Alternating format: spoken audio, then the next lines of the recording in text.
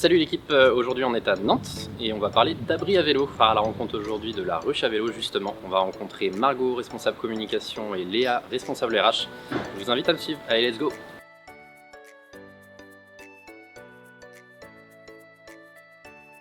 Salut Léa. Salut Victor. Merci de nous accueillir chez la ruche à vélo. Est-ce que tu peux me présenter justement la ruche à vélo, ce que vous faites, les services que vous proposez? Oui, alors en fait la ruche à vélo elle a été créée par Antoine, Maël et Guillaume en 2020. L'objectif c'était de promouvoir un petit peu la mobilité douce dans les villes et pour ça du coup il fallait concevoir des parkings sécurisés pour les vélos.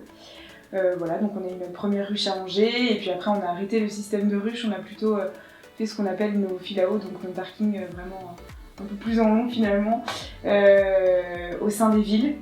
Voilà, donc on travaille vraiment avec les collectivités, les communes, et on est implanté dans toute la France. Ok, et combien de personnes travaillent chez la ruche à vélo? On est 13 personnes, du coup il y a Antoine, Maël et Guillaume, justement les trois fondateurs qui pilotent chacun leur pôle finalement. Donc Antoine qui est plutôt sur la partie commerciale, Guillaume qui va être plutôt sur la partie opération, qui est accompagné de Julien, et eux ils sont plutôt sur l'opérationnel, donc vraiment l'installation des parkings.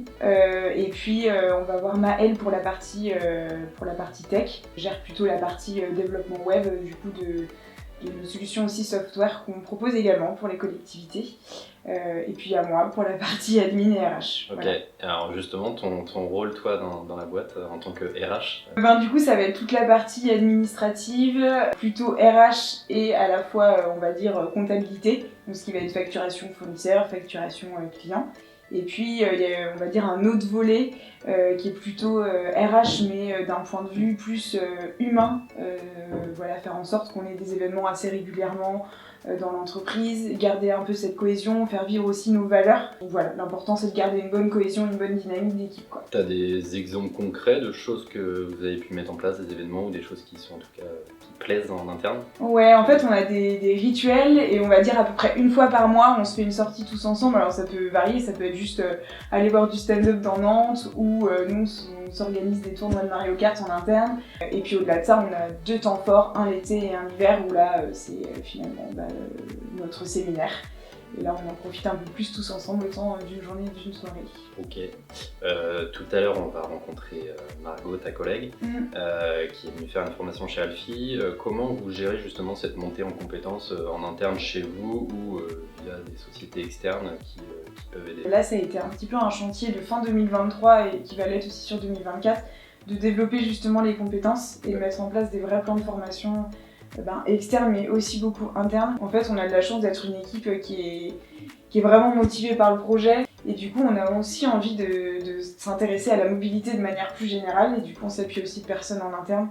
Donc là en fait on a tout juste commencé les sessions de mentoring et c'est quelque chose qu'on veut faire à peu près pour donner une idée une fois par trimestre. Pour la partie plus externe, on fait appel à des organismes comme Alfie. Donc plutôt une formation courte avec des séances de coaching ou de montée en compétences. C'est ça, tout à fait. Dans le temps. Est-ce que tu as vu justement un avant-après? Est-ce que tu détectes des choses quand les gens justement se font former, que ce soit en interne ou en externe? Disons qu'il y a un peu plus d'aisance. Je pense qu'ils se sentent aussi un petit peu plus à l'aise dans leur mission et légitimes dans leur métier. Et du coup, c'est déjà plus motivant pour eux. Ils sont plus efficaces. Et nous, derrière, forcément, quelqu'un qui est plus à l'aise sur tel outil ou telle démarche, ça se ressent forcément aussi dans l'atteinte de ses objectifs et de l'objectif global aussi de l'entreprise. Avec ton rôle de RH justement, est-ce que c'est toi qui proposes des plans de formation à tes équipes ou est-ce que c'est les équipes qui arrivent et te disent tiens moi j'aimerais bien me former sur tel ou tel sujet? Alors en fait on a plutôt démarré avec les entretiens professionnels que nous on fait tous les ans au mois de juin. Du coup on est parti de ça où on a recensé pas mal de besoins déjà en juin dernier. Après on est dans une démarche flexible, c'est-à-dire que nous on n'est pas figé, on reste une petite boîte donc ça évolue très vite justement et du coup qu'un besoin ne soit plus vraiment d'actualité 3 mois après, on peut remodeler le plan de formation, il n'est pas figé dans le temps quoi. Donc c'est un peu des deux. Et sur cette année 2024 ou même en projection de 2025, est-ce qu'il y a des sujets chez vous qui sont un peu pressants? Alors les sujets un peu pressants, disons qu'on les a faits ou alors c'est en cours. Après ça va être un peu tout ce qui est conformité finalement, je pense à tout ce qui est habilitation électrique. Donc ça c'est vraiment pour tous les travaux opérationnels et notamment sur la partie armoire électrique par exemple. Après on est plutôt sur développement de compétences pour motiver et être à l'aise dans son poste, il n'y a pas de besoin entre guillemets urgent pour 2024, mais il y aura bien sûr des formations. Ok, bah écoute, un grand merci. On va pouvoir accueillir du coup Margot qui va nous parler de son métier, du marketing et de la communication. Merci à toi en tout cas. Merci Victor. Salut Margot. Salut. Est-ce que tu peux nous décrire un petit peu ton poste et ce que tu fais chez La Ruche à Vélo? Oui, alors moi à La Ruche à Vélo, je suis responsable communication. Et mon poste, donc l'objectif, c'est vraiment de mettre en place la stratégie de communication de La Ruche à Vélo. Donc au travers de 3 volets. Je vais chercher à d'abord développer la notoriété de l'entreprise, à attirer un maximum de leads entrants, enfin à fidéliser nos clients. Justement, quels sont les leviers que tu actives en priorité chez La Ruche à Vélo pour attirer ces collectivités? Alors les moyens de communication, c'est surtout des moyens de web marketing, donc qui tournent surtout autour du site internet, de newsletters prospects et de newsletters clients, les réseaux sociaux avec LinkedIn, et puis des salons plutôt pour les commerciaux. Tu es venu faire une formation d'abord SEO, si je ne me trompe pas, une formation SIA qui vient tout juste de se terminer avec Maxime Bertret. Comment c'était? Ouais, c'était super. Moi, ça m'a permis de gagner en autonomie surtout, autant sur le SEO et sur le SIA. Donc le SEO, j'avais déjà quelques bases avant, donc l'objectif de la formation, c'était surtout de confirmer la stratégie qu'on avait déjà mise en place et aussi d'apprendre des nouvelles bonnes pratiques en fait sur le référencement naturel. Et par contre, le SIA, donc je suis vraiment partie de zéro. Donc là, c'était vraiment apprendre la mise en place d'une campagne, comment l'analyser et comment l'optimiser.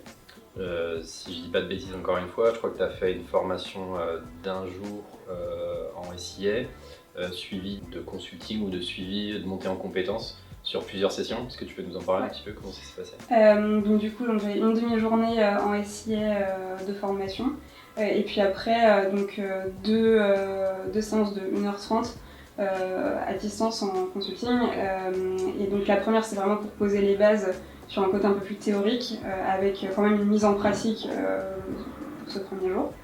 Et puis sur les 2 autres séances, c'était surtout de l'analyse, parce qu'entre-temps, j'ai pu mettre en place ma première campagne, donc avoir des premiers résultats, et du coup, comment analyser ces premiers résultats, et comment les optimiser.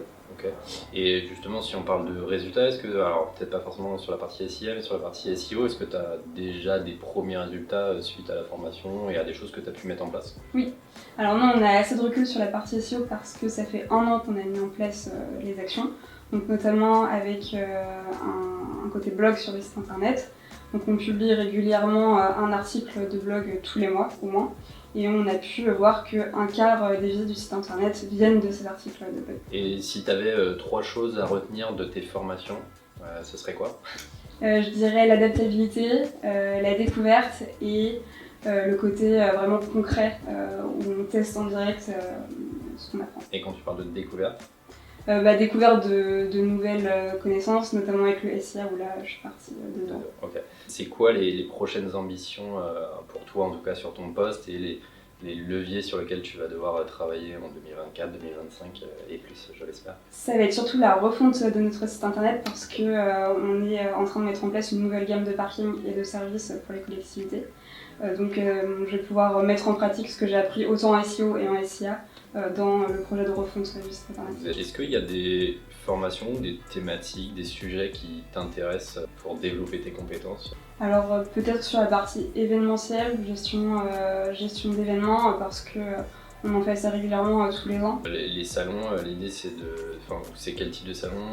Vous en avez beaucoup dans l'année?